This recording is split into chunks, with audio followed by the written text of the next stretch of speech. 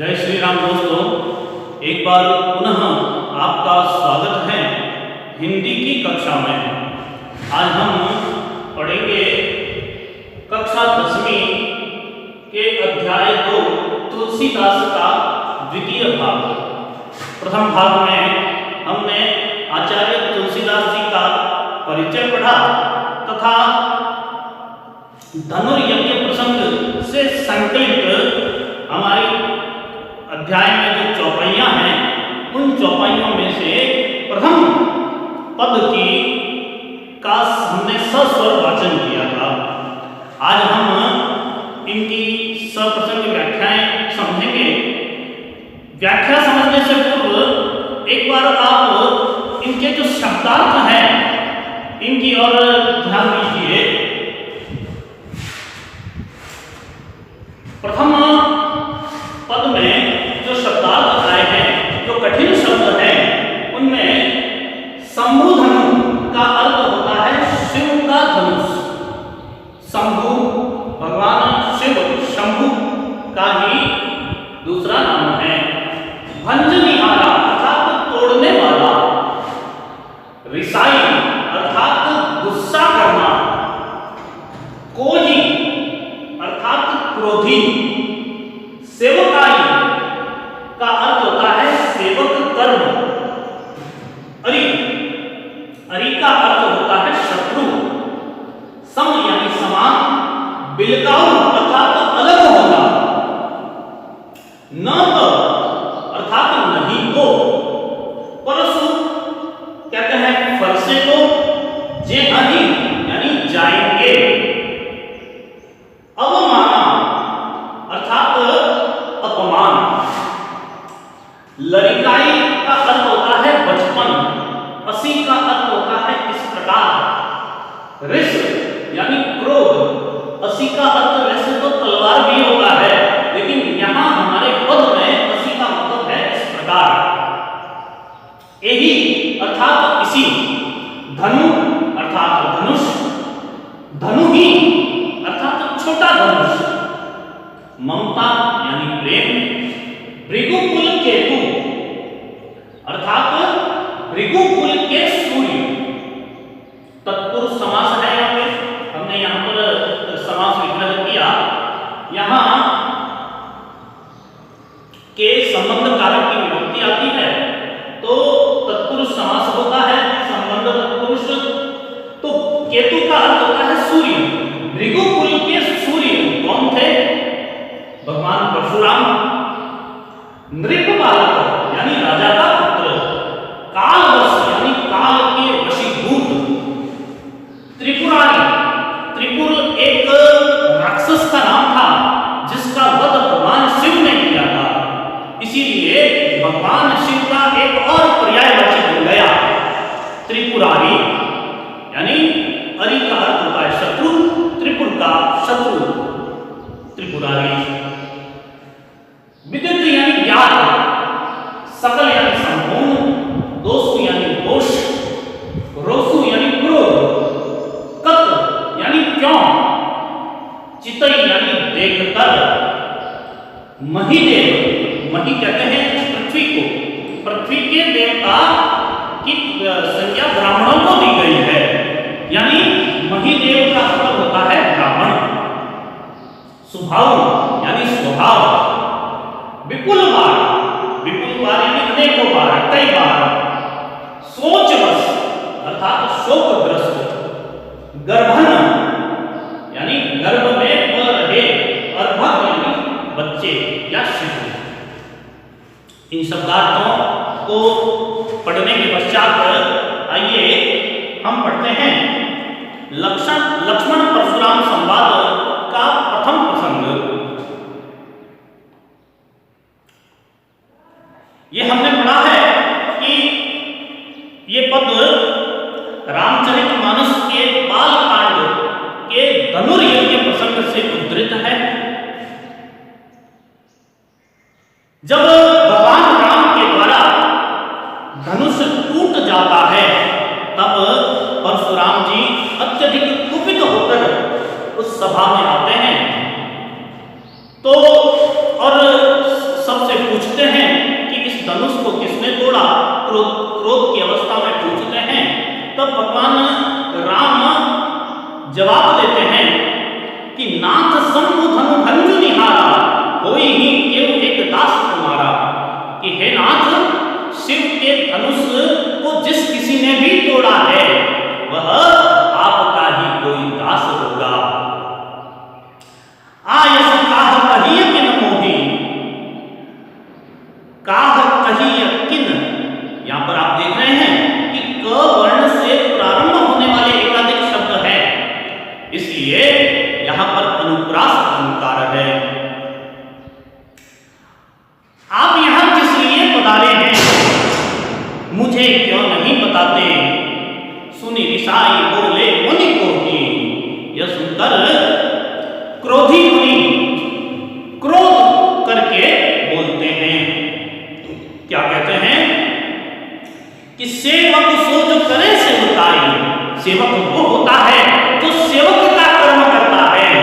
अरि करनी करि करि लड़ाई, और अरि यानी शत्रु, जो शत्रुता का कर्म करता है उससे लड़ाई करनी पड़ती है। अब यहां पर भी आप देखिए क वर्ण की आवृत्ति हो रही है, करनी करि करि, क वर्ण से प्रारंभ होने वाले एकाधिक शब्द हैं, यानी क वर्ण की आवृत्ति हो रही है, तो यहां पर भी अनुप्रास अलंकार है। आगे परशुराम जी कहते हैं कि सुनहु राम जेहि शिव धनु तोरा, सहस बाहु सम सो रिपुरा। हे राम, ध्यान से सुनो, जिस किसी ने भी शिव के धनुष को तोड़ा है वह सहस्त्र बाहु के समान ही मेरा प्रबल शत्रु है।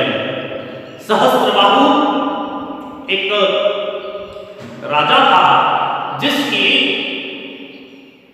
नंदिनी गाय को लेकर परशुराम जी के पिता ऋषि भृगु से शत्रुता हो गई थी, और परशुराम जी ने उस सहस्त्र बाहु का अंत कर दिया था, खात्मा कर दिया था। तो परशुराम जी इसीलिए कहते हैं कि वह सहस्त्र बाहु के समान ही मेरा शत्रु है। अब यहां पर एक वाचक शब्द आया सम, सम अर्थात समान, और यहां उपमा अलंकार की छटा भी दृष्टव्य हो रही है। सो बिलकाउ बिहाई समाजा, फिर ब वर्ण की आवृत्ति अनुप्रास अलंकार, बिलगाऊ यानी अलग हो जाए, वह इस समाज से अलग हो जाए। न तो मारे जे नहीं सब राजा, नहीं तो ये जितने भी राजा बैठे हैं ये सारे मारे जाएंगे। सुनी मुनि वचन लखन मुस्काने, और मुनिवर के ये वचन सुनते ही लक्ष्मण जी मुस्कुराने लगे। सारे राजा माने जाएंगे, ये लक्ष्मण जी को हास्यास्पद बात लगी, तो लक्ष्मण जी मुस्कुराने लगे। बोले परशुधर ही अवमाने, परशुधर ही अर्थात परशु को धारण करने वाले परशुराम जी का अपमान करते हुए बोले। क्या बोले? बहुधनुई तोरी लड़िकाई, लड़िकाई यानी बचपन में, लड़कपन में हमने बहुत सारी धनुइयां तोड़ी है, यानी छोटे धनुष तोड़े हैं। कबहु न असीर सकीन ही गोसाई, हे गोस्वामी जी, आपने कब पहले तो ऐसा कभी क्रोध नहीं किया।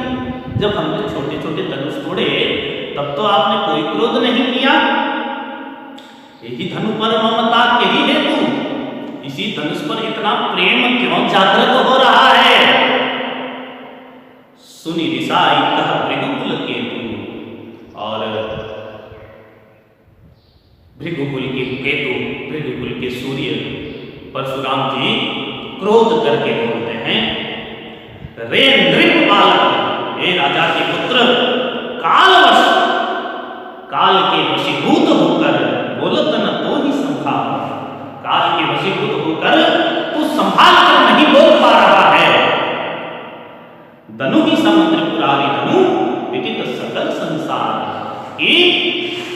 त्रिपुरारी भगवान शिव का धनुष जो पूरे संसार में विख्यात है, उसे तू सामान्य धनु ही बता रहा है। अगली चौपाई में लक्ष्मण जी कहते हैं, लखन कहा हसी हमरे जाना, सुनहु देव सब धनुष समाना।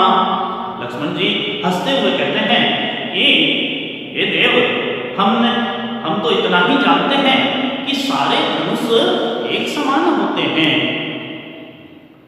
काछति लाभ जून धन तोरे, देखा राम नयन के भोरे। क्षति लाभ यानी हानि लाभ। क्या हानि लाभ हो गया?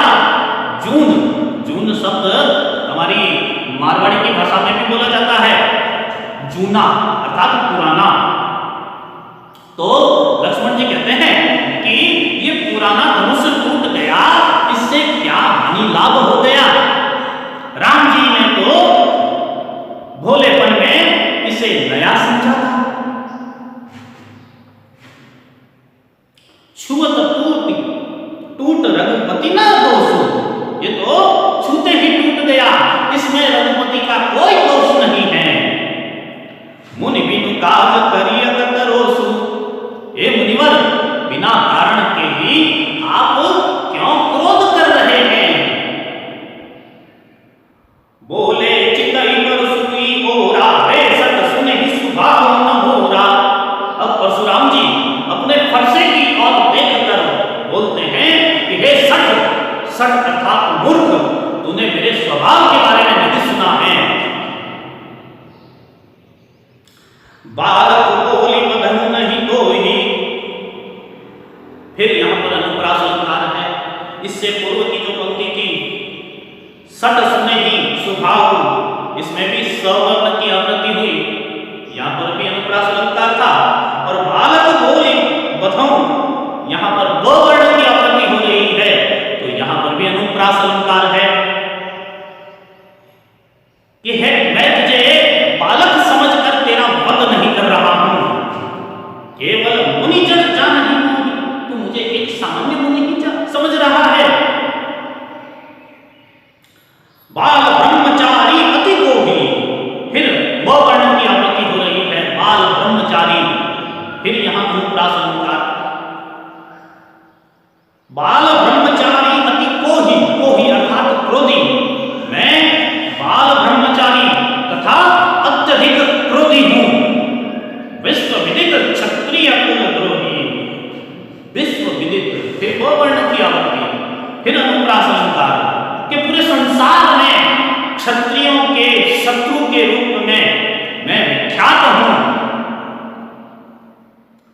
भुजबल भूमि भूप विमुखी, फिर भवर्ण की आवृत्ति हो रही है, भुजबल भूमि भूप, भवर्ण से प्रारंभ होने वाले एकाधिक शब्द हैं, तो यहां पर भी अनुप्रास अलंकार है कि मैंने अपने भुजाओं के बल से इस भूमि को राजाओं से विहीन कर दिया। विपुल बार महिदेव नदीहि, विपुल बार यानी अनेकों बार, कई बार उसे ब्राह्मणों को दान में दे दिया। सहस्त्रबाहु भुज छेद निहारा, और सहस्त्रबाहु की सारी भुजाओं को मैंने काट डाला। परस विलोक महीप तुम्हारा, हे राजा के पुत्र, मेरे इस फरसे को देख, विलोक यानी देख। मात पिता ही जनि सोच बस करसी महिष किशोर, कि हे महिष किशोर, हे राजा के पुत्र, तू अपने माता पिता को शोकग्रस्त मत कर। गर्वन के अर्भक दलन परसु मोर अति घोर, कि मेरा ये फरसा इतना घनघोर है, इतना प्रचंड है कि इसने गर्भस्थ शिशुओं को भी मार डाला।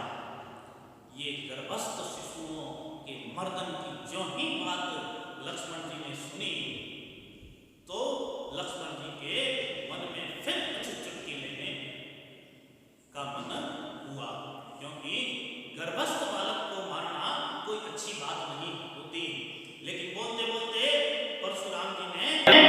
ये बात कह दी, उनके मुंह से निकल गई कि गर्भस्थ शिशुओं को मारना अर्थात भ्रूण हत्या करना, तो लक्ष्मण जी फिर है तो परशुराम जी का अपमान